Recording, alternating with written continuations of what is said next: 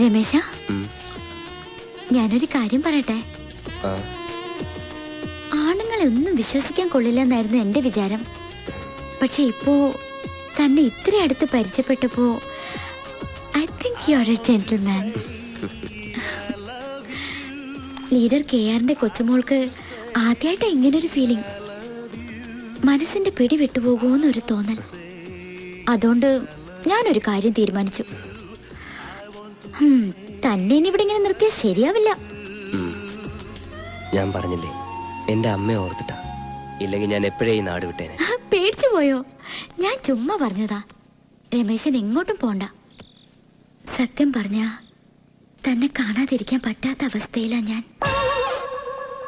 താൻ എന്നും എന്നോടൊപ്പം ഉണ്ടാവണമെന്നൊരു തോന്നൽ.